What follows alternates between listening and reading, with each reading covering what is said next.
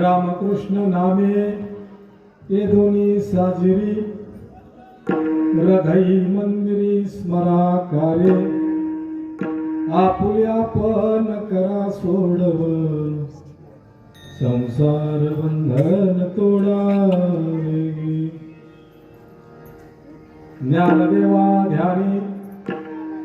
ज्ञानदेवा ध्यानी रामकृष्ण माळा हृदय जिवाळा श्रीमूर्ती राया आपुल्या पण करा सोडव संसार बंधन तोडावे नमो विठ्ठला राजया पांडुरंगा नमो रुक्मिणी माऊली ज्ञानगंगा नमो पुंडलिका नमो चंद्रभागा नमस्कार माझा रुक्मिणी पांडुरंगा पांडुरंगा करो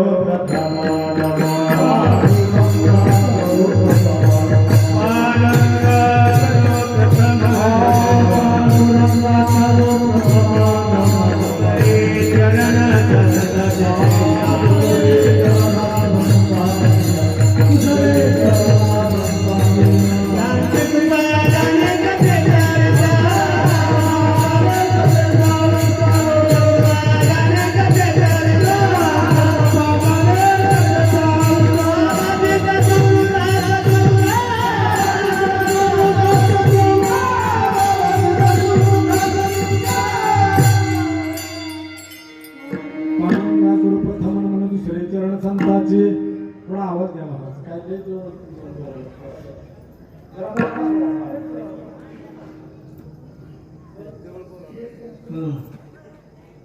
हॅलो अजून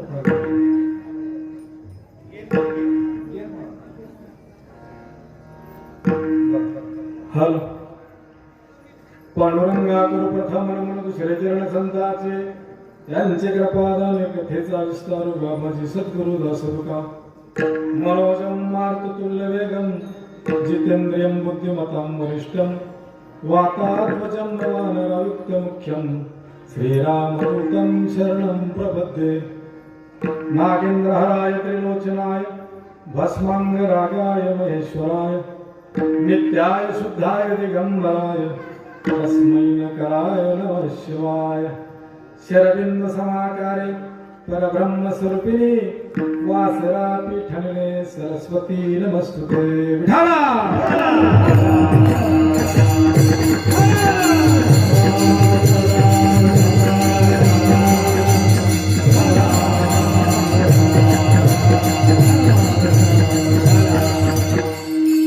आता वैवासित पावना ती भासती पंचानन समाना तया श्रोत्याची आचरणी जाण साष्टांग नमन करीसु वाती भूषित पावण ती प्रत्यक्षा नरेंद्रा समान तयाचे आचरणी जाण साष्टांग नमन करीतसु आता गान गंधर्व देवता कोकिळ कंठ सुराका जे कीर्तनी वैवासित लोका तयाचे चरणी मज दिसचा सो परम विख्यात जो जाण ब्रह्मयाचा सुसु नारद जाण नाम तितेक्षु तयाचे चरणी नमन गा जेने धर्म जगविलाच चळी तो संभाजी चानन वाडी गावतळा जयाचे फुली तया छत्रपतीच्या चरण कमळी साष्टांग नमन करीसु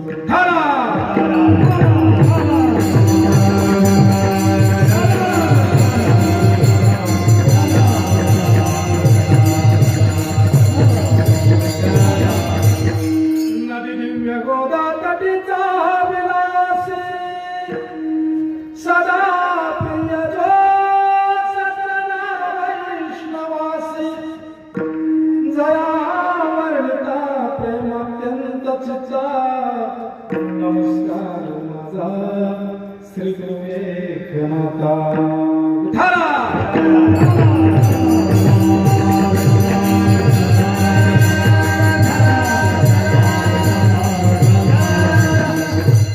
आता विनयवान विनाशिनी जे चातुर्य अर्थ कला कामिनी ते श्री शारदा विश्वमोहिनी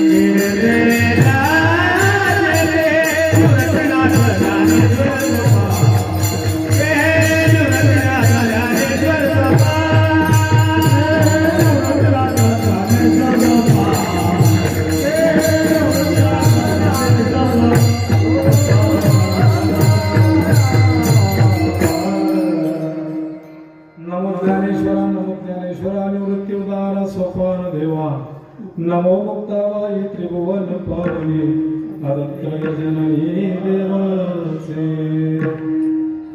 रामकृष्ण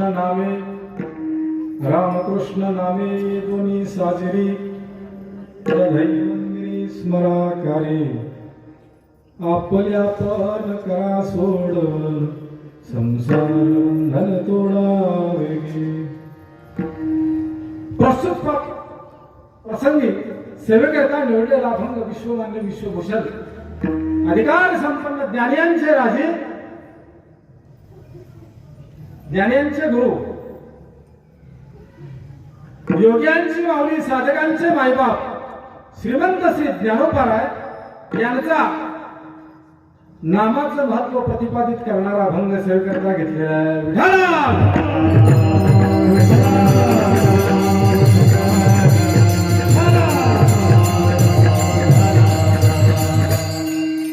सेवेकरता घेतलेला अभंग माझ्या श्रीमंत श्री ज्ञानोबारायांचा आहे आणि या अभंगाद्वारे ज्ञानोबाराय रामकृष्ण नामे ये दोन्ही साजिरी हृदय मंदरी स्मराकारे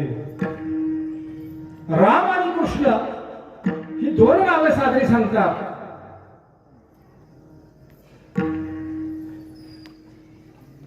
कर्मकांडामध्ये 24 नावाची संधी आहे.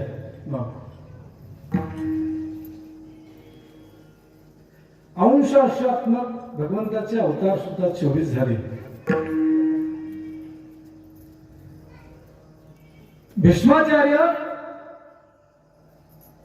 सर्पंजन पडले त्यावेळेला सुद्धा त्यांनी 1000 नामाचं विष्णू सहस्त्रनाम केलं. त्यात सुद्धा त्यांनी 24 नामाची रेग लावून बाजूला काढली. एवढा सगळं असताना सुद्धा ज्ञानोबाराय राम आणि कृष्ण ही दोनच नावं साजरी का सांगतात. पुराणामध्ये तर भगवंताचे 24 अवतार झाले. एवढं सगळं असताना ज्ञानोबा राम आणि कृष्ण ही नावं साजरी का सांगतात. कारण दुर्जनाचा येणे करुणी संहार पूर्ण अवतार राम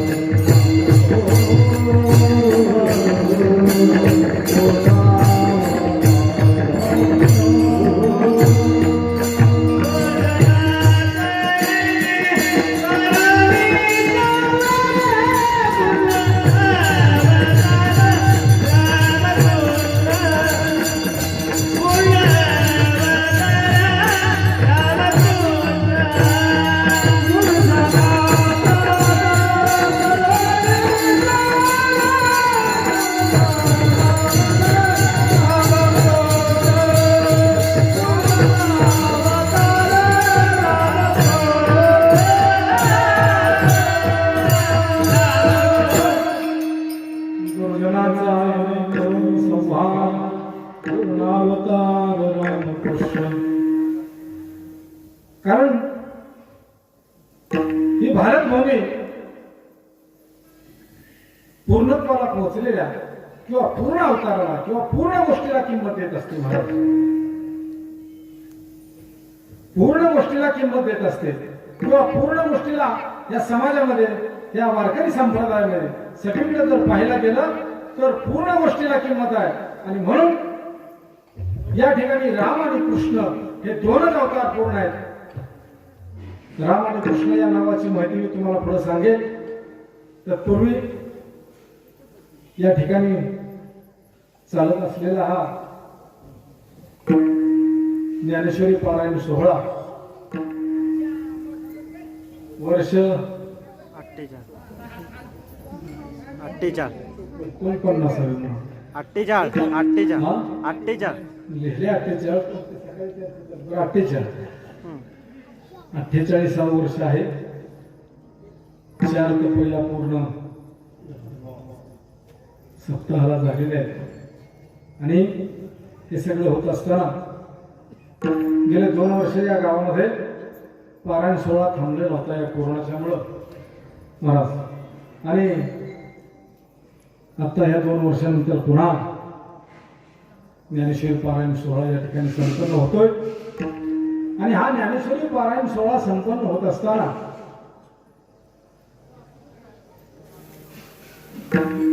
आपल्याला तसं पाहायला गेलं तर 2 वर्ष माणसांना या ठिकाणी कुठल्याही प्रकारचं ज्ञानदान, अन्नदान किंवा इतर कुठल्या गोष्टी करता आल्या नाहीत. संपूर्ण महाराष्ट्रामध्ये, संपूर्ण जगातामध्ये कोरोनानं थैमान घातलं होतं. नवे तर आमच्या गावचं नाव तुम्हाला सर्वांना माहीत असेल. आमच्या गावात तर फार मोठी दुर्दैवी घटना म्हटल्यापेक्षा सगळीकडे झाली, पण आमच्या गावचं थोडंसं जरा जास्त प्रमाण झाल्यामुळं गावातले बरेच लोकांना त्याचा त्रास झाला आणि बरीच लोक या कोरोनाच्या ह्याच्यामध्ये मृत पावली. त्यांच्या चरणी नतमस्तक होतो. या देवस्थान कमिटीच्या वतीनं ज्यांनी मला इथं कीर्तन करण्याची संधी दिली त्यांचं मी या ठिकाणी आभार मानतो आणि सेवेला सुरुवात करतो.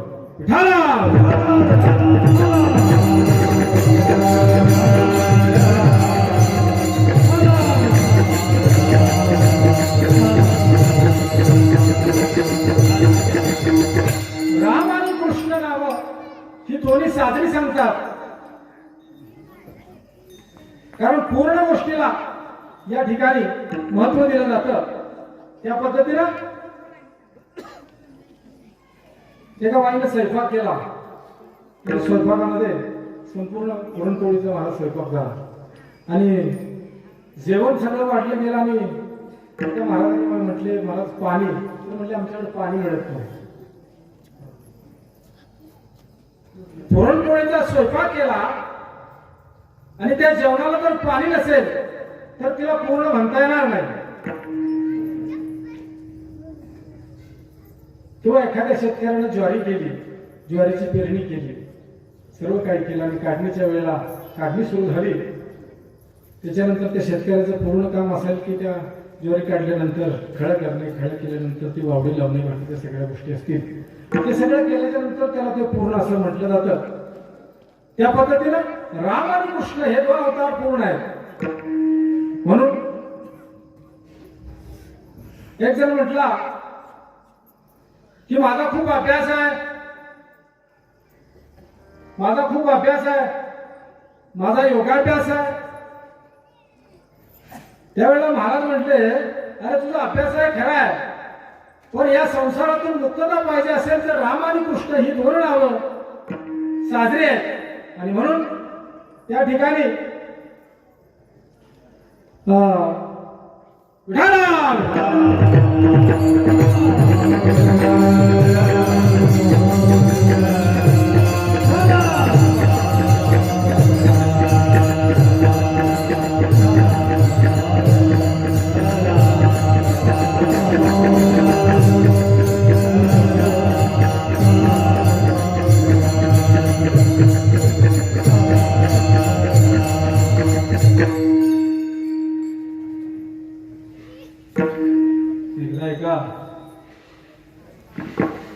समाजानं एका माणसाला जवळ येऊ दिलं नाही. नवे तर भगवान परमात्मा पांडुरंगाचं दर्शन सुद्धा घेऊन गेलेलं आहे. असं असताना एकदा पती पत्नी एका नदीच्या किनारी बसली असता त्यांच्या पत्नीने त्यांना विचारलं की तुम्ही एवढी मोठी पांडुरंगाची भक्ती करता, त्याचं नामस्मरण करता आणि हा समाज तुम्हाला भगवंताचं दर्शन घेऊ देत नाही, तुम्हाला जवळ करत नाही. त्यावेळेला त्या पत्नीचं मनोगत लक्षात घेऊन त्याने तिच्या पत्नीला सांगितलं की जरी मला हा समाज मला जवळ होऊन देत नसला, मला भगवंताचं दर्शन घेऊन देत नसला, तरी भगवंत माझ्या जवळ येतो, त्याची तू काळजी करू नकोस. अनेक दिवस ती व्यक्ती म्हणजे श्री संत चोखोबा आहे. एक दिवस एका झाडाच्या खाली, लिंबाच्या झाडाखाली ते नामस्मरणाचं रामकृष्ण हरी नावाचं भजन करत बसलेले होते. आणि भजन करत असताना भगवान परमात्म्याने त्यांना दर्शन दिलं. त्यावेळेला त्यांनी विचारलं, हे माय बाबा, अरे मी तुझं एवढं मनापासून भजन करतो, सर्व काही करतो, परंतु हा समाज मला तुझ्या मंदिरात येऊ देत नाही, तुझं दर्शन घेऊन देत नाही. त्यावेळेला भगवंताने सांगितलं की चोखोबा, तुम्ही काळजी करू नका. हा समाज जरी तुम्हाला जवळ येऊ देत नसला, परंतु या समाजानं जे ठिकाण पाहिलं नाही, त्या ठिकाणचे लोक तुम्हाला डोक्यावर घेऊन नसतील. भगवान परमात्मा निघून गेले. आणि एक दिवस इंद्राच्या हातून पाप घडलं महाराज. एक दिवस इंद्राच्या हातून पाप घडलं.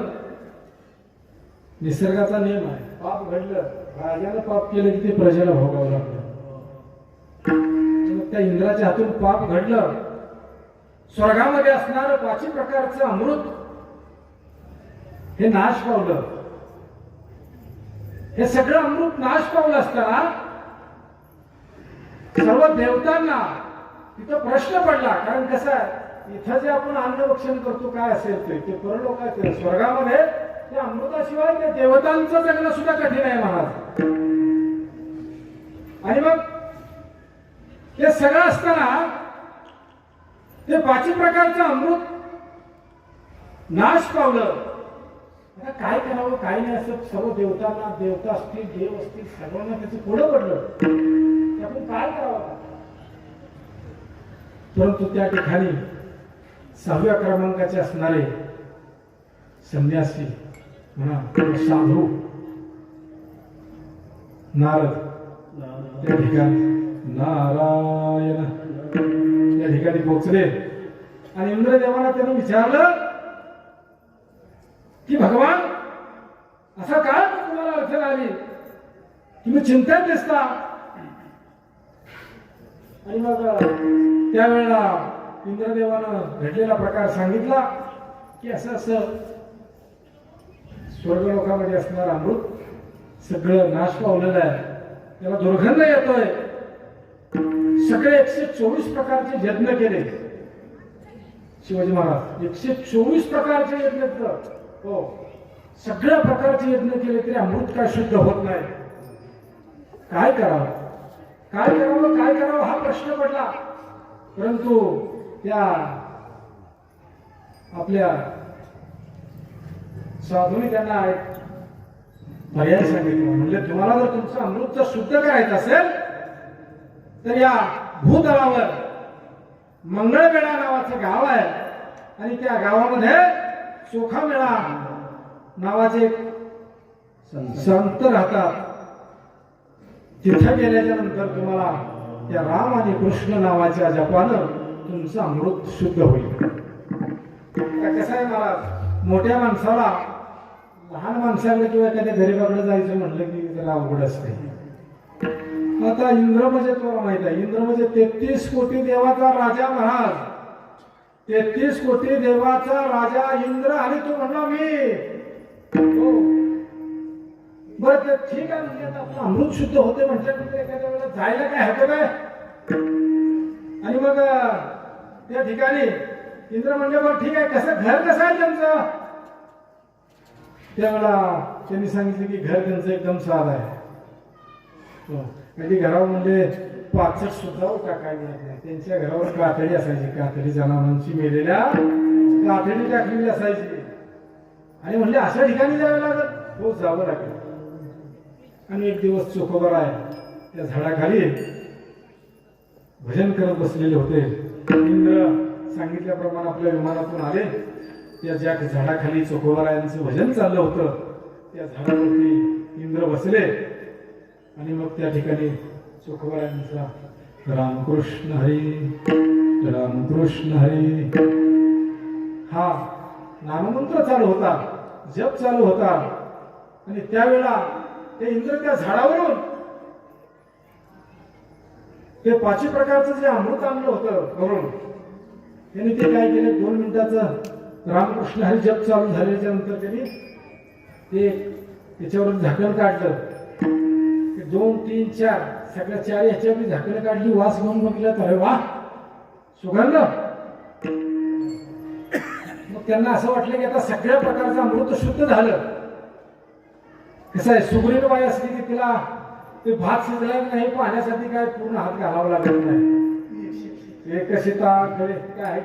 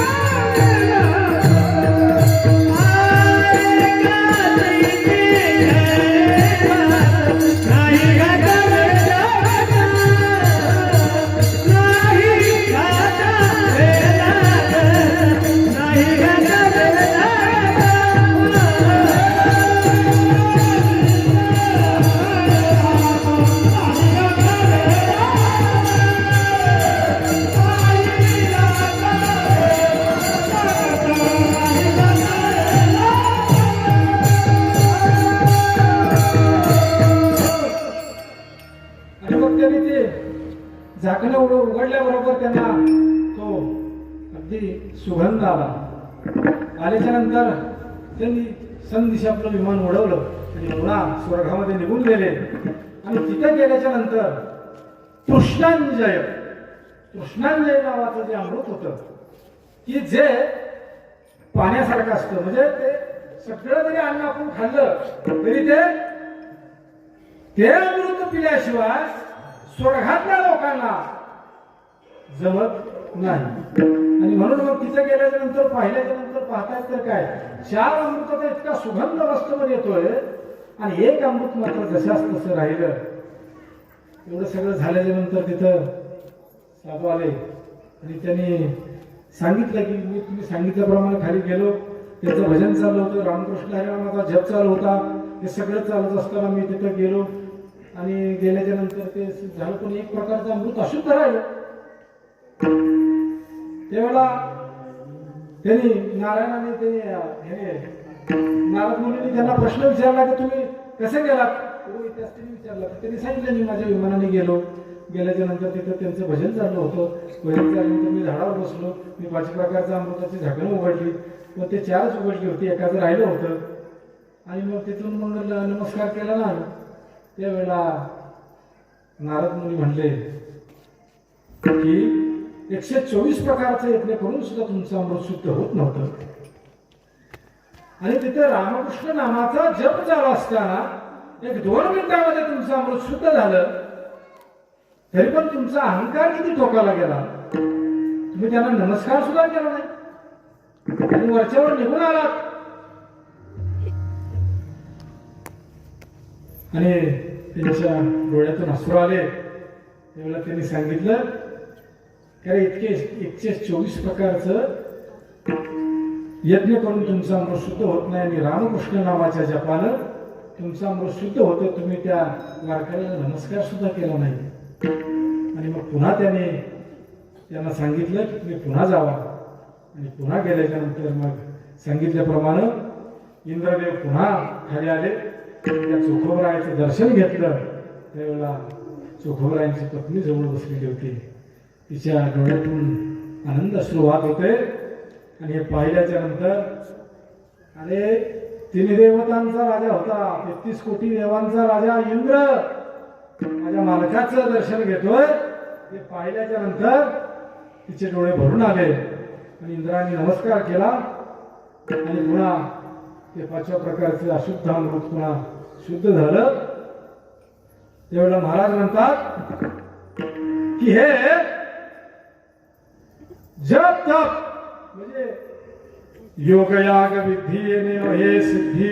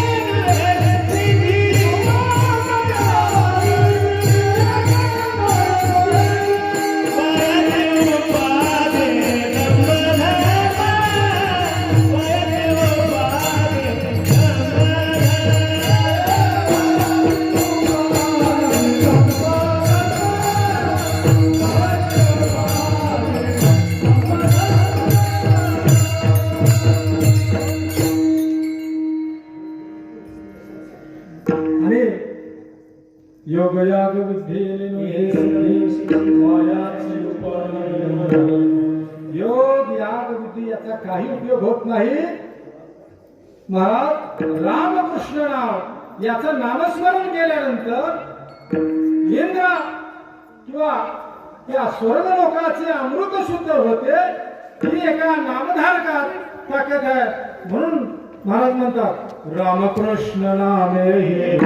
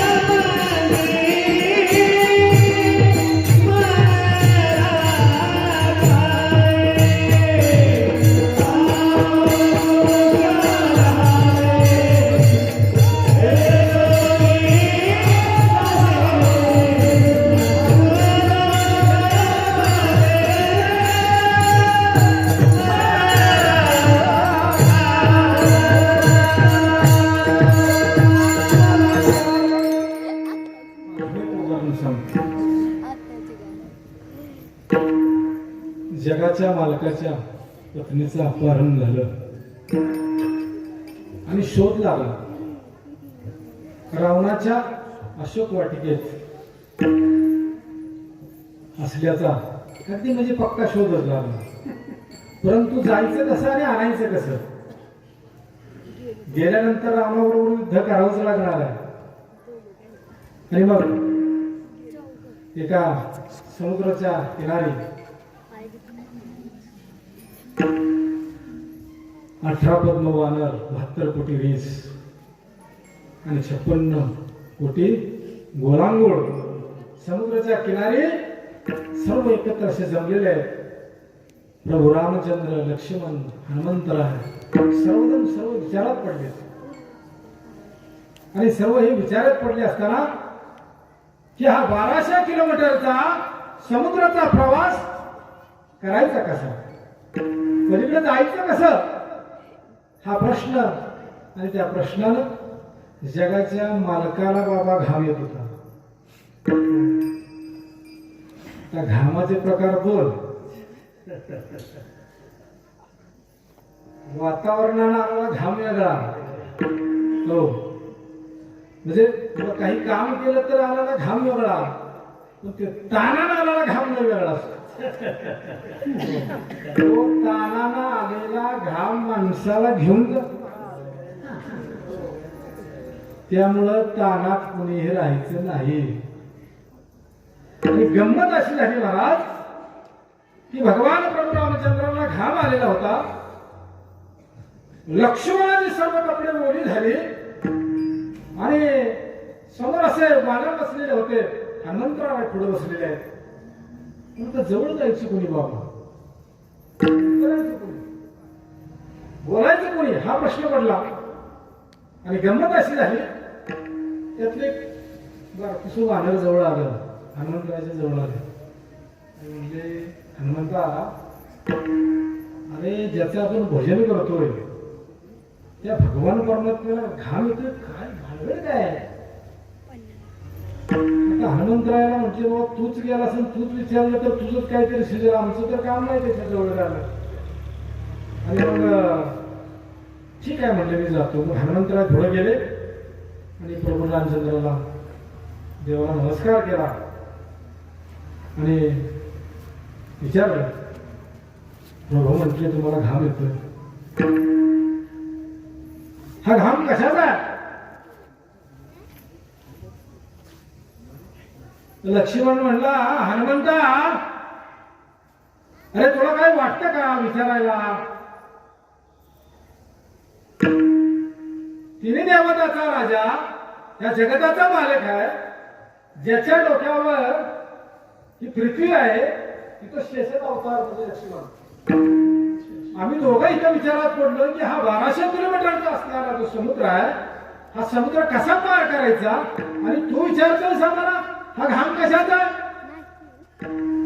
आता हनुमंतराव म्हटले तर तुम्हाला त्याचं अवघड वाटत असेल, पण ज्या वेळेला मी सीताई साहेबांची म्हणजे शोध घेण्यासाठी गेलो त्यावेळेला हा 1200 किलोमीटरचा प्रवास मी एका उद्यानात केला नाही, म्हणून मला त्याचं काय अवघड वाटत नाही. त्यावेळेला प्रभू रामचंद्राने त्या लक्ष्मणाची मांडी अशी दाबली. म्हणले लक्ष्मणा तू बस, मुकाट्या बस, ते आपल्या कामाचं आहे. कारण कसं असतं महाराज बरं का, काय काय वेळेला ही बारकाली माणसं असतात ना छोटी छोटी. आता कसं आहे तुम्हाला एक उदाहरण सांगतो म्हणजे लक्षात येईल तुमच्या. त्या खपके लाकड असतात का नाही? आता तुम्हाला आता चोलवाडाचा हा प्रश्न तर आम्ही आता गॅसमध्ये आहे म्हणजे आम्हाला माहिती आहे. गॅस म्हणजे मोदीने सगळ्याच्या घरोघरी गॅस केलाय महाराज. आणि गंमत अशी आहे, एकदा खपक्या लाकडाने हे मोठमोठ्या लाकडाने मिटिंग भरवली की ह्या बारक्या लाकडांना जवळ घ्यायचं नाही. चोरवान पेटवताना जवळ घ्यायचं. मग गंमत अशी झाली, ज्याच्या घरी पंगत होती त्याला त्या आचार्याला सांगितलं, अरे बाबा आता माणसं जेवायचा टाइम झाला, तुझा अजून स्वयंपाकात अजून चोरवान पेटत नाही. म्हणणार काय करत आहात? ह्या लाकडांनी मिटिंग घेतली की बारक्या लाकडांना बारक्या काटकांना आपल्या जवळ घ्यायचं नाही. सकाळपर्यंत दुकान चालले. इथे लक्षात आलं का? आणि मग गंमत अशी झाली की ते कसं आहे व्यवहारात मोठी जरी माणसं असली तरी त्यांना छोट्या छोट्या माणसांची किंवा गरीब श्रीमंत म्हणण्यापेक्षा श्रीमंत आणि गरीब हाच भेदभाव आपल्यामध्ये चालत असतो. जर एखादं चुलवान पेटवायचं असेल तर त्याला मोठी लाकडे घातली तर काटकं बारकीची लाकडे घातल्याशिवाय ते चुलवान पेट घेत नाही. त्या पद्धतीनं जर प्रभू रामचंद्र म्हटले की जर आपल्याला हा समुद्र पार करायचा असेल तर याची आपल्याला गरज आहे. त्यामुळे तू आगाव बोलू नकोस, तू जास्तीचं बोलू नकोस. तर त्यावेळेला आपल्याला असा प्रश्न पडलाय की हा 1200 किलोमीटरचा प्रवास आपण कसा करायचा? तर हनुमंतराय म्हटले ठीक आहे, म्हणजे मी बोलतो माझ्या पद्धतीने. आणि हनुमंतराय आणि एक त्यांच्या जोडीला असणारी वानर सेना समुद्राच्या जवळ गेली आणि त्या समुद्राला विनंती केली, महाराज ऐके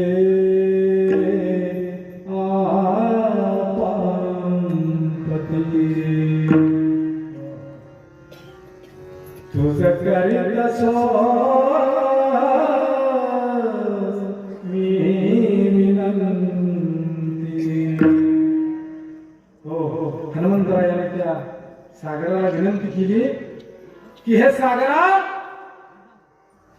आम्हाला वाट दे. त्यावेळा नमस्कार केला, हात जोडले आणि त्या सागराला विनंती केली की आम्हाला वाट पाहिजे. त्यावेळेला सागरानं सांगितलं अजिबात जमणार नाही. त्यावेळेला हनुमंतराय म्हटले अरे हे आमच्यासाठी नको, तुझ्या जावयासाठी चालले, हो तुझ्या मुलीची सुटका करण्यासाठी चाललेला आहे. पण त्याला सांगितलं की तसं जरी असलं ज्याला माझी मुलगी सांभाळता येत नाही, हो त्याच्यासाठी मी कशाला वाट देऊ. आणि मग त्याच्या बरोबर असणारी वारण म्हटली की अरे कशाला हा सागराला हात जोडता हनुमंतराय, तू नाही आपल्याला वाट देणार. अरे पण नाही दिली तरी आपल्याला मागावी लागेल, कारण आपल्या सीता आई साहेबांचा आपल्याला या ठिकाणी सुटका करायचे. परंतु वानर म्हटले तुम्ही काळजी करू नका, तुम्ही चला मागायला. आणि तिथून ती बाजूला गेली. तुका म्हणे नाळा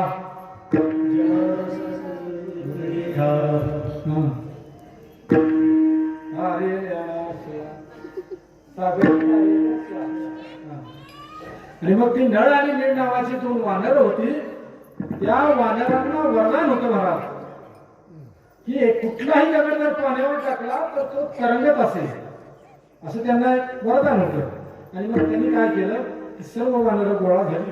त्यांनी प्रत्येक त्या दगडावर राम राम राम असे शब्द लिहिले. प्रत्येक दगड हा त्या पाण्यावर सोडला.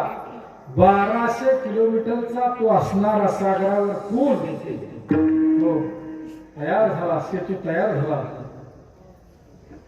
त्याला कुठलंही शासनाचं बजेट नाही, खडी नाही, वाळू नाही, कॉन्ट्रॅक्टदार नाही, कुठल्याही प्रकारचा खर्च नाही, मजुरी नाही. 1200 किलोमीटरचा सेतू राखीत तयार झाला. आपल्याकडे आता तुम्हाला माहितीच आहे, आपल्याकडे ते उद्घाटनाच्या अगोदरच ढासळतंय. उद्घाटन करायच्या अगोदरच एसटी कंट्रोलवाला सांगतोय एकंदे मार्गे जाणाऱ्या गाड्या वाहया खेकंदी मार्गे जातील, साहेबातला पण ढासा अशी गंमत होती महाराज.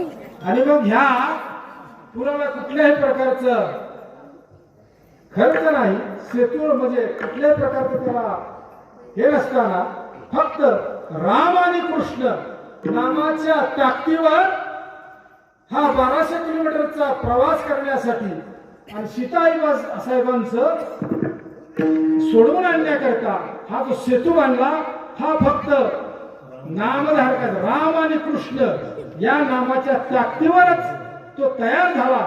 म्हणून महाराज म्हणतात रामकृष्ण नामे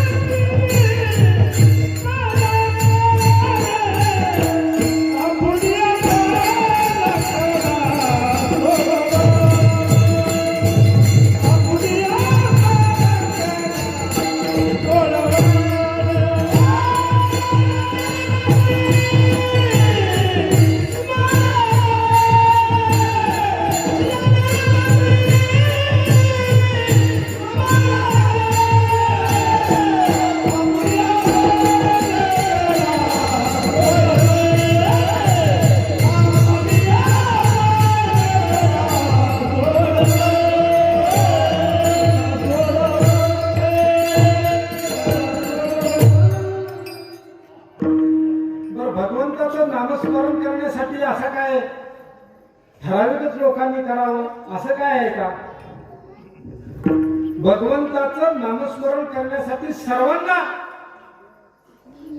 सकळच येते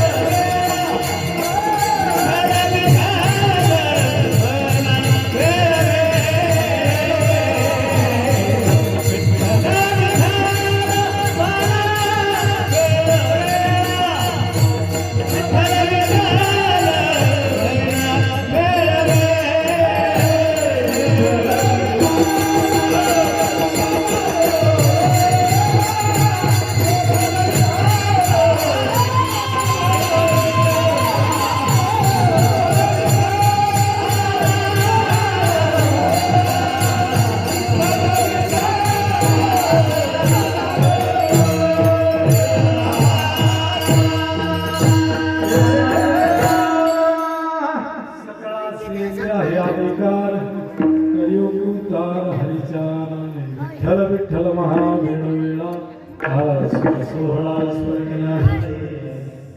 कारण इथं सर्वांना अधिकार दिलेला आहे. नाथ महाराज म्हणतात नामाविनमुख जीवानो हे काळ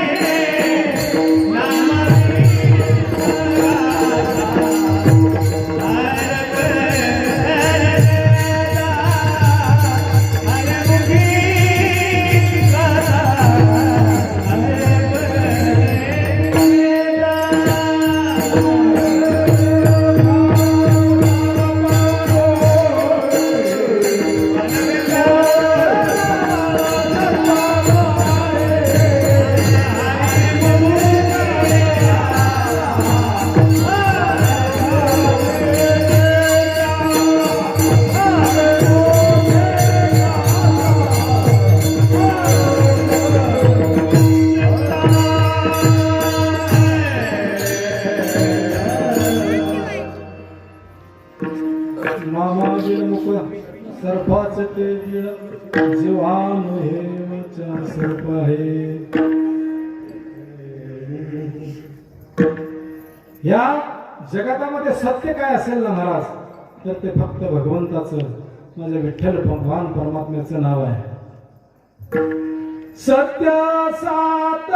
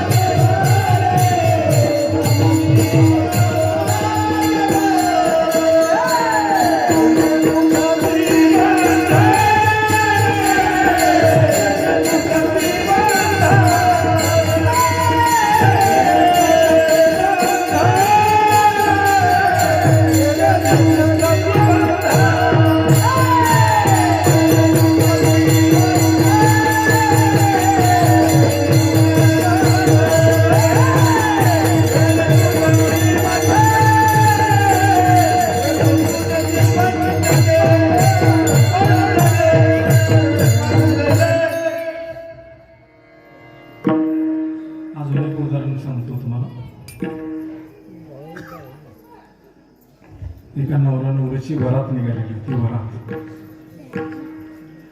आणि ती वरात अशी गावाच्या मध्य रस्त्यामधून अशी मोठ्या थाटा माटात चाललेली होती वरात. आणि ती वरात चाललेली असताना रस्त्याच्या कडेने प्रचंड अशी लोक त्या वरातीला पाहत होते. काय नवरदेव आहे, काय नवरदेव आहे, काय नवरे. हो, आणि हे सगळं पाहत असताना त्याच्यामध्ये एक मुलगा उभा होता, आणि तो मुलगाही ती वरात पाहत होता. आणि ते पाहत असताना त्याच्या डोळ्यातून अश्रू वाहत होते. आणि मग हे सगळं चाललं असताना त्या नवरदेवानं पाहिल्यानंतर सगळी लोक माझ्याकडे आनंदाने एवढं पाहतात, आणि याच्याच डोळ्यातून अश्रू कसं काय, हा त्याला प्रश्न पडला. आणि हे सगळं चाललं असताना तो तिथून खाली उतरला वरातीतून, आणि त्याच्या जवळ गेला. मी त्याला विचारलं, अरे म्हटले एवढी मोठी वरात चालली माझी, एवढं सगळं मोठ्या आनंदामध्ये चाललेलं आहे, आणि तुझ्या डोळ्यामध्ये हे अश्रू कशाचे. तर त्याने सांगितलं, माझं पाहवत नाही का तुला, माझी ही चाललेली वरात तुला आवडत नाही का. त्यावेळेला त्यानं सांगितलं, असं काही नाही, काही नाही बाबा. अरे मग रडतोस का, तुझ्या डोळ्यात अश्रू कशासाठी आहे. त्यावेळेला त्यानं सांगितलं की हे अश्रू तुझी वरात पाहत नाही मला म्हणून नाही, किंवा तुझं हे आनंद उत्सव चालू आहे आणि त्याच्यामध्ये मला काहीतरी त्याचं दुःख होतंय म्हणून नाही. तर हे दुःख मला एवढ्या करता होतंय की तुला जशी ही 32 लक्षणी मुलगी ही नवरी तुला मिळाली तशी मला सुद्धा मिळाली असती रे. परंतु माझं दुर्भाग्य असं आहे, माझं दुर्भाग्य असं आहे की माझ्यातून भगवान परमात्म्याला पुरुषार्थ काढून घेतलाय महाराज. आणि म्हणून माझ्या डोळ्यामध्ये आनंद असू म्हणतो. अरे मग काय उपाय? उपाय म्हटले सगळे केलेले, पण ज्या आई वडिलांनी जन्म दिला ना, हो ते सुद्धा नाव ठेवतात रे की अरे माझ्या पोटी असा हा जन्माला आलास. समाजामध्ये वडील म्हणतात मला तुझ्यामुळे मान खाली घालावी लागते. जन्म देणारे आई वडील सुद्धा मला नाव ठेवतात रे. आणि म्हणून मला वाईट वाटतं. त्यावेळेला त्यानं सांगितलं की याच्यासाठी उपाय आहे. तुला जर उपाय करून घ्यायचा असेल, याच्यातून मुक्त व्हायचं असेल, तर त्याच्याकरता माझ्याकडे एक उपाय आहे. माझे आजोबा आहेत आणि माझ्या आजोबांकडे तुला यावं लागेल. तू माझ्या आजोबांच्याकडे चल आणि मग आपण ते तुझं दुखणं सांगूया. आता धावते वेगात सांगून जातो. आणि मग ते तिथून वरात संपल्यानंतर त्याच्या आजोबाकडे गेले.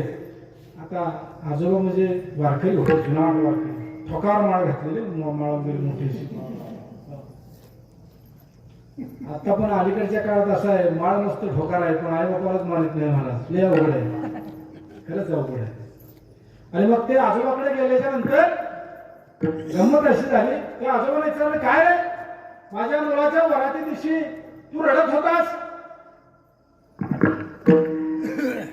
काय नाही आजोबा म्हटले. त्यानं झालेला प्रकार सर्व सांगितला. त्याच्यावर त्याने सांगितलं की तुला त्याच्यावर उपाय आहे, तुला तो करावा लागेल. म्हणलं ठीक आहे.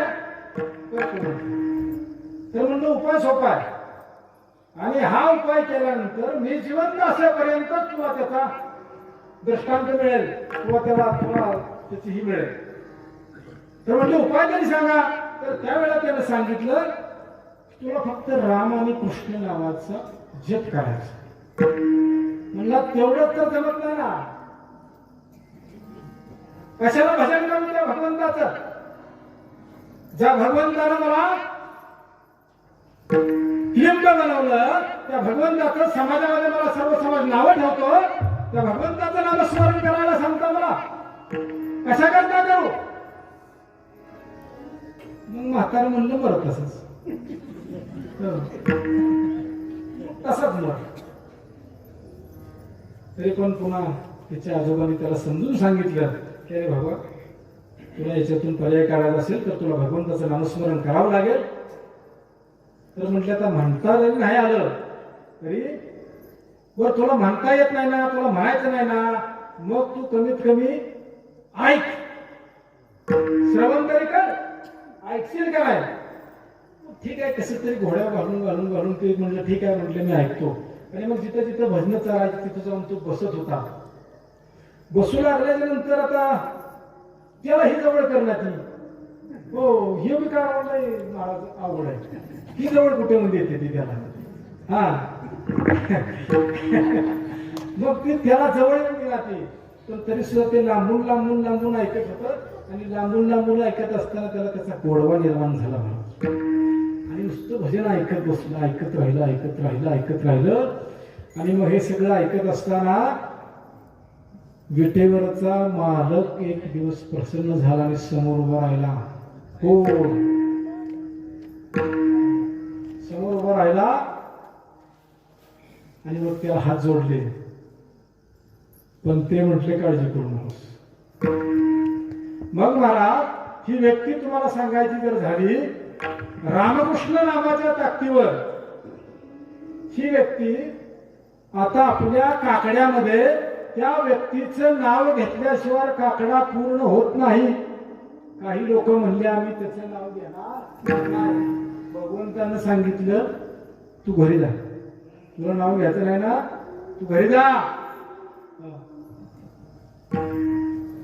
मग हे काकड्यामध्ये त्याचं नाव घेतल्याशिवाय काकडा पूर्ण होत नाही.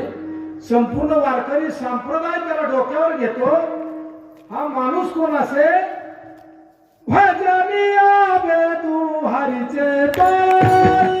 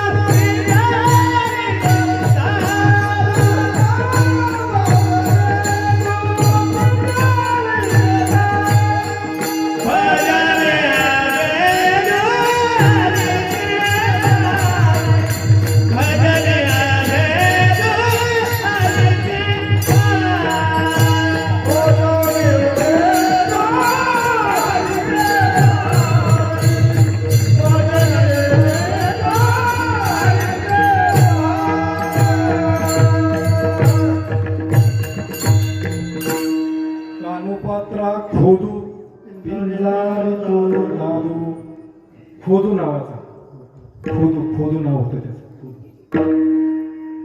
मला सांगा, संपूर्ण वारकरी संप्रदाय एका रामकृष्ण नावाच्या जपावर त्या खोदू नावाच्या क्लिंब असणाऱ्या व्यक्तीला डोक्यावर घेऊन नसतो किंवा त्याचा काकडा पूर्ण भगवंताचा होत नाही, त्या भगवंताच्या काकड्यामध्ये त्याचं नाव येतं, तितका पदावर नेऊन ठेवला. ही एका नामस्मरणाची ताकद आहे. आणि म्हणून याच्यातून जर आपल्याला सुटका करायची असेल, आपल्याला रामकृष्ण नामाच्या जपावर किंवा रामकृष्ण नावाच्या मंत्रावर आपण आपल्या जीवनाचं सार्थक किंवा या संसार रूपी याच्यातून जर सुटका करायची, आपण त्याचं दुसरं चरण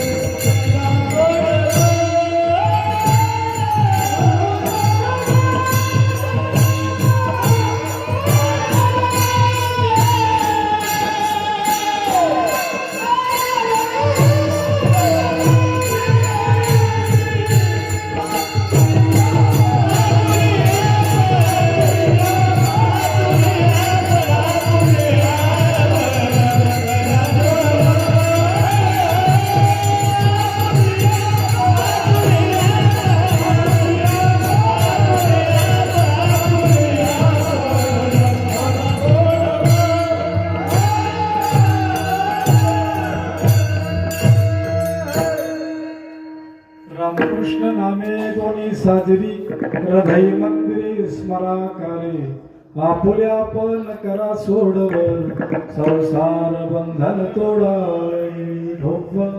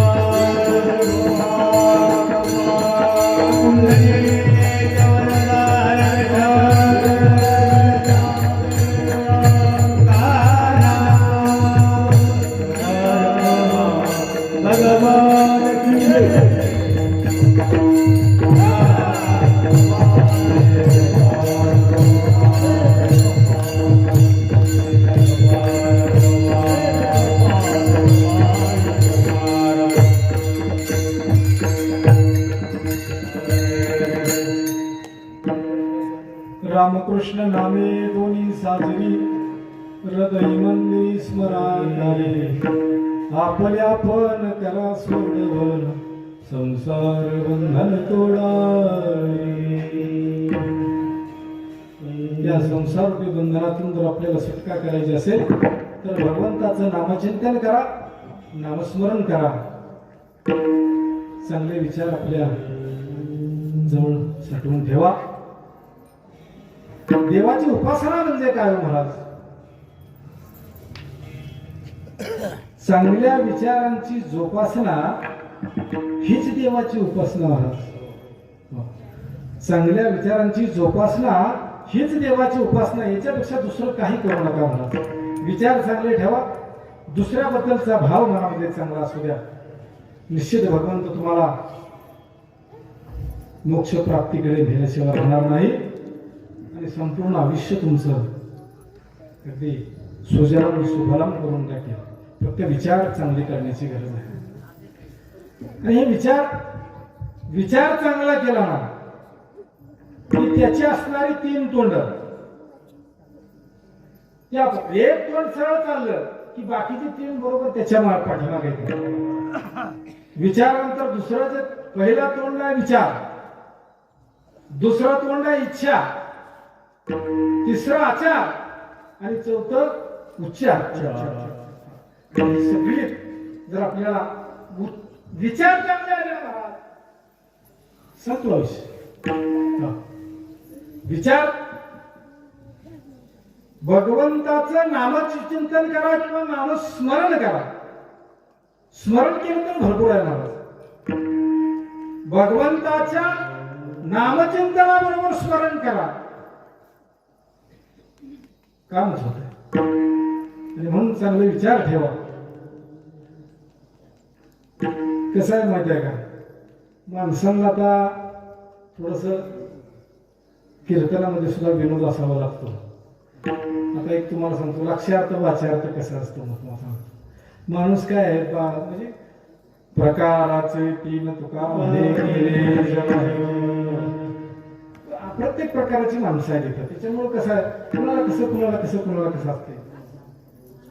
तर एक तुम्हाला सांगायचं की एका दवाखान्यात एक बिचारी गेली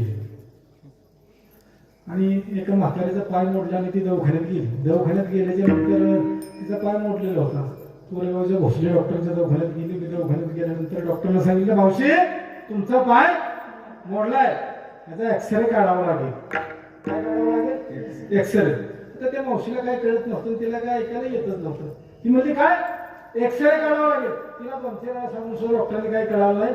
मग ती कंपाऊंडर असणार त्याने सांगितलं, आजी डॉक्टर म्हणते हे पाय तुमचा मोडलाय, याचा फोटो काढावा लागेल. म्हणजे बाया आधीच सांगितलं असतं तर पायात नसती का घालून आली. हो, आधीच सांगितलं असतं तर पायात नसती का घालून आली. म्हणजे बघा माणसं कशी. दुसरं एक असं सांगायचं तुम्हाला की एक मनुष्य डॉक्टरकडे गेला आणि डॉक्टरकडे गेल्यानंतर गंमत अशी झाली की डॉक्टर म्हणला, डॉक्टर साहेब मला माझी तब्येत बरोबर नाही, पण मला एक काम करा, इंजेक्शन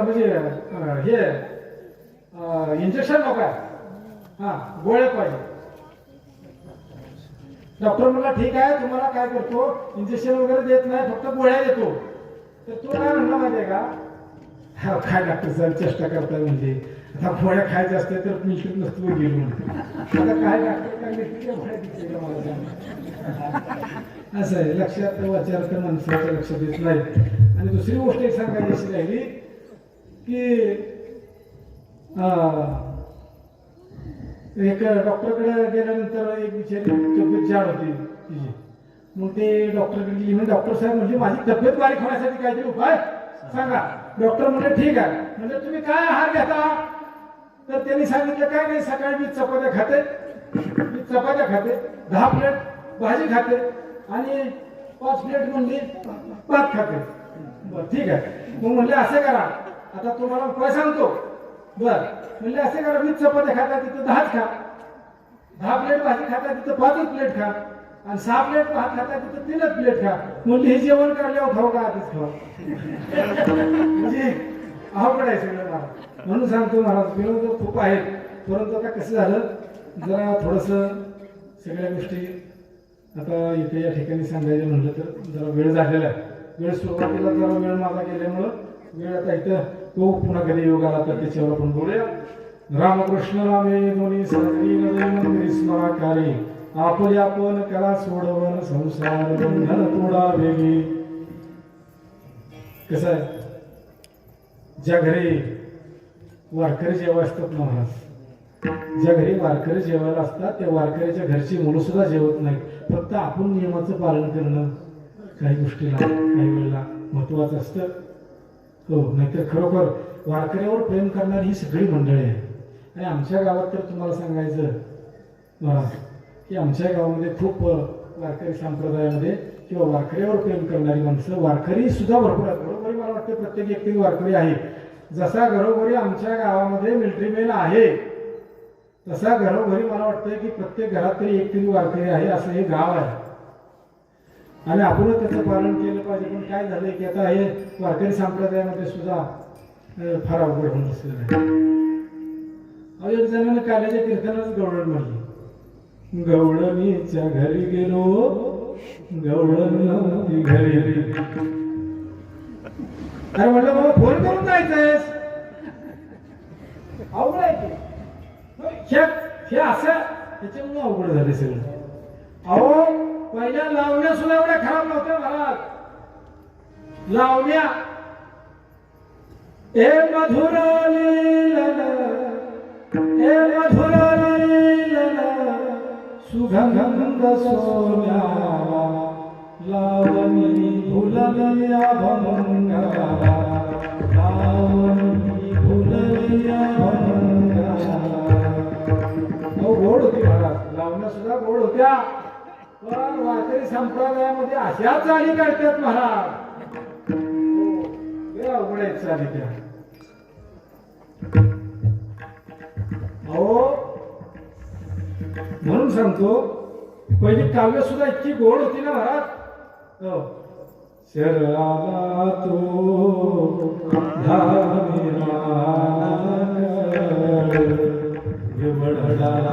श्रावण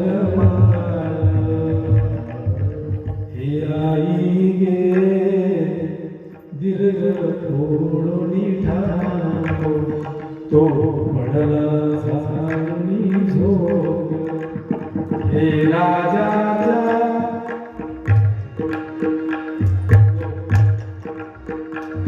गोड काव्य होते परंतु ते आता अलीकडे कसं झालेलं, आता सगळं अवघड झालंय. अहो कीर्तन संपल्यानंतर जागर असतो ना, जागरात एक जण तर महिलांचं तुम्हाला माहिती आहे, महिलांचं भजन म्हणजे रामकृष्ण आहे म्हणणार नाही काय नाही, ते दुसरं ते त्यांच्या त्या वेगळ्याच म्हणजे गवळणी किंवा काय असते ते. हो, मग त्या गवळणी अशा होत्या महाराज की ए नाशिक त्र्यंबकेश्वरी डोंगरी मैदान डोंगरी मैदान डोंगरी मैदान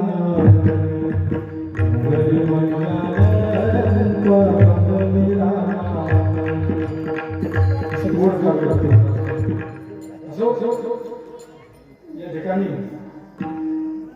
कीर्तन सेवेसाठी आलेली आता दुसरं सर्व मंडळी आमचे माझे मित्र आहेत, वर्ग मित्र आहेत, हे विनायकरी राजेंद्र चव्हाण हौलदार साहेब, परंतु अध्यात्माचा आवड असणारे आमचे तात्या आहेत, विश्वास तात्या, त्यांचे परवाडीचे शिवाजी विठ्ठल महाराज विठ्ठल बापू पवारवाडी आणि विनंतीला मंदिर आमचे शिवाजी महाराज दुर्गडवाडीकर, पूजनीय बाबा महाराज बोतेकर, जयपूरचे, जयपूर नाव ऐकले का? जयपूर, जयपूर ऐकलं का? माहिती आहे का जयपूर कुठं आहे? तुमच्या राजस्थानचं सांगू नका, आपल्या महाराष्ट्रामध्ये नामकरण सोहळा फार मोठ्या उत्साहाने साजरा केला गेला. असलेले न्हावी बुद्रुक जे गाव होतं त्याचं नाव पुन्हा जयपूर ठेवलंय. ध्यानात कुठे गेला तर हे जयपूर कुठं आलं राजस्थानमध्ये असं नसावं. अतिशय गोड सेवा त्यांनी या ठिकाणी दिली. आमचे असणारे दादा माजगावकर दादा प्रत्येक कीर्तन सेवेला त्यांची उपस्थिती असते, त्यांचंही दर्शन घेतो. आमचे पूजनीय असणारे मामा यांचं दर्शन घेतो. त्याचबरोबर महाराजांच्या बरोबर आलेले धोत्यांचेच आहेत ते महाराज जगदाळे महाराज दत्तात्रय आणि मित्र मारुती महाराज तात्या आमचे. त्याच्यानंतर माझं पहिलं कीर्तन महाराज यांच्या यांनी पंचमी केली होती इथं बाबांच्या इथंच. त्यांच्या ह्याला कीर्तन झाले आमचे एकादशीला. विजय महाराज रवी महाराज प्रत्येक वर्षी वाचण्याकरता येत असतात. पूर्ण कुटुंब या ठिकाणी त्यांचं उपस्थित आहे आणि दरवर्षी असतं. असले आमचे रवी महाराज असतील, त्याचबरोबर आमचे पाहुणे आहेत सायगावचे असतील, हे मला दरवर्षी असतात. ते सिगोड महाराज वाघरायवाडीचे महाराज असतील आणि ज्यांच्या तुतारीने संपूर्ण महाराष्ट्रामध्ये आणि भारत देशामध्ये ज्यांनी नावलौकिक केला असे आमचे गुरु महाराज, ही बाल कीर्तनकार मंडळी सर्व, रोहित महाराज यांची उपस्थिती अतिशय गोड वाजवतात. त्याचबरोबर ते आमचे निकम महाराज असतील, भाऊ आमचे तिथं उपस्थित सर्व इथं दादा आहेत, आमचे अण्णा आहेत, ज्यांचे ज्यांचे चेहरे दिसत आहेत त्यांची नावं घेतो. बरेच तानाजी महाराज आहेत, राम महाराज आहेत आमचे. त्याचबरोबर आमचे सातारावरून आमच्या बंधूंच्या बरोबर आमचे साहेब आलेले आहेत. खरोखरी गोड माणसं आहेत, अशोकदादा असे सर्व माणसं या ठिकाणी, महिला वर्ग असेल, या सर्वांनी उपस्थिती माझ्या कीर्तनाला लावली, त्याबद्दल सर्वांचं मी या ठिकाणी आभार मानतो. शिक्षक वृंद असेल, सर्व शिक्षक वर्ग असतील, शिक्षक वर्ग एक मला खूप आवडतात महाराज. शिक्षक चतुर चतुर माणसं, खूप खूप गोड गोड गोड. एक सांगतो तुम्हाला, एका गावात पाणी शिरलं आणि पाणी शिरल्याच्या नंतर तिथे गंमत अशी झाली की पूर आल्यानंतर त्या गावात पाणी शिरलं आणि तिथं पाणी करण्यासाठी शिक्षक, त्याच्याबरोबर त्यांच्याजवळ असणारे बँकेचे कर्मचारी, गावचा तलाठी आणि तहसीलदार साहेब असे चौघजणी गेले. गेल्याच्या नंतर गंमत अशी झाली, ते त्या गावात पोचायला आणि पाण्याची वाढ झाली पुन्हा. आणि मग गंमत अशी झाली की हे लोक सर्व त्या माडीवर जाऊन बसले. माडीवर गेल्याच्या नंतर आता कधी फोन लावला किंवा आम्ही असं या ठिकाणी अडकलोय, आता काय करावं. तर त्यांनी सांगितलं ठीक आहे म्हणले, एक तिकडून एक हेलिकॉप्टर मंत्र्यांचं येत होतं. तर म्हणजे असे करा तुम्ही, त्या हेलिकॉप्टर आम्हाला जोर सोडा, आम्ही त्या हेलिकॉप्टरला जोराला लोंबकळून आम्ही आपलं असं बाहेर निघू. तर ठीक आहे, मग त्या ठिकाणी हेलिकॉप्टर आलं. हेलिकॉप्टर आल्याच्या नंतर त्या हेलिकॉप्टरमध्ये पहिले 4 मंत्री बसलेले होते आणि हे 4 आधी जोर सोडला, ह्या जोराला 14 जण लटाकलेली होती. आणि गंमत अशी झाली, हेलिकॉप्टरवाल्याने सांगितलं 50 किलो जास्तीचं वजन होतं, एकानं उडी हाणा. हो, आता 50 किलोचं वजन जास्त होतं, एकानं उडी हाणा म्हणलं. होता शिक्षक होते तिच्यात, ते म्हणले असं करतो, म्हणले मी थांबतो उडी. नाही नाही नाही नाही म्हणले, काय ते तहसीलदार साहेब म्हणले तुम्ही उडी हाणू नका, उडी आम्ही हाणतो, असं करा. मग शिक्षक म्हणले तुम्ही हाणू नका. नाही, आधी पहिल्यांदा काय म्हणले, ते तहसीलदार साहेब म्हणले मी उडी आणतो. ते शिक्षक म्हणले तुम्ही उडी आणू नका, तुम्ही इथं पाहिजे, कारण कसं आहे पाणी आलेलं आहे, तुम्ही काय मंजुरी करून काही माणसाच्या नावावर पैसे द्याल, आमचं सगळं तो का काढलं तर मग तुम्ही सगळं कराल, तुम्ही आणू नका. दुसऱ्यांदा म्हणले ते बँक कर्मचारीवाले म्हणले आम्ही आणतो. नाही नाही म्हणले तुम्ही सुद्धा आणू नका, म्हणले बँकेच्या म्हणजे का ह्याच्या खालनं पैसे घ्या, कामं पास करा, बिलं पास करा, पण माणसांना तुम्ही उडी आणू नका. मग तलाठी साहेब म्हणले मी आणतो. नको नको म्हणले, आता म्हणले सोयाबीन सगळं पाण्यात आहे, तुम्ही म्हणले काय आहे त्यांचं 7 घ्या, काय असेल त्यांच्या नावावर शेतकऱ्याचे नाव काहीतरी उडी. अरे म्हटलं मग कोणी सांगितलं उडी कोण आणणार. शिक्षक म्हणले असं करतो होता मी सांगतो, आमच्या भाई संख्या जास्त, काही एखादा शिक्षक गेला तरी काही चालते. म्हटलं मी सांगतो म्हटल्याबरोबर तिघांनी टाळ्या वाजवल्या, तिघा खाली. शिक्षक एकटंच बोला आहे. असे शिक्षक चतुर असतात महाराज. खूप विनोद आहे, खूप बोलण्यासारखं आहे, पण आता वेळ झाली, पुन्हा कधीतरी योग आला तर बोलूया. रामकृष्ण नामे दोन्ही साधवी हृदय मंदिरी समाकारे आपल्या पण सोडवून संसार बंधन तोडावे. या ठिकाणी आता काय झाले बरं का महाराज, एक 2च मिनिटं तुमची घेणार आहे, 2च मिनिटाचं. कारण कसं आहे, भगवंत परमात्मा हा विसावा आहे. भगवंत परमात्म्याजवळ विसावा मिळतो, विश्रांतीचे स्थान मुक्ताबाई, विश्रांतीचे स्थान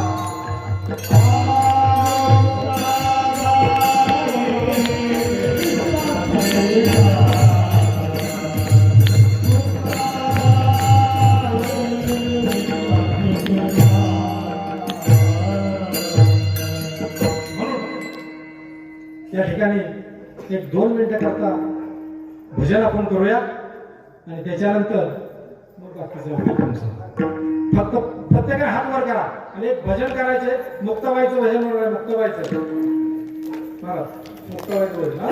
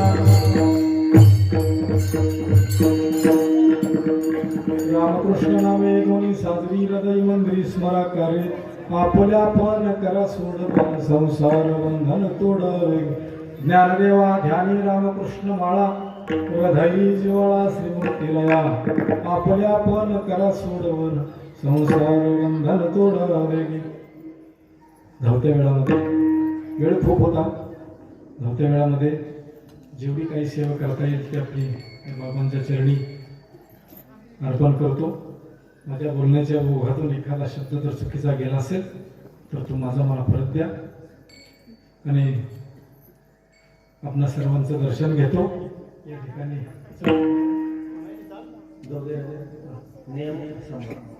आणि माझ्या या ठिकाणी सेवेला पूर्ण आराम देतो रामकृष्ण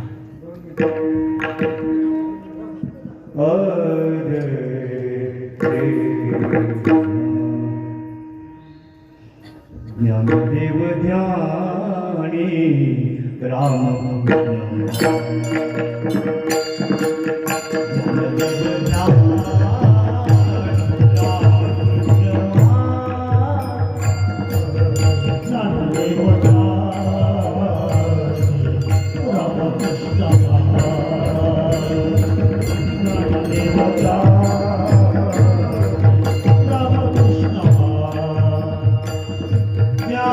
Yeah.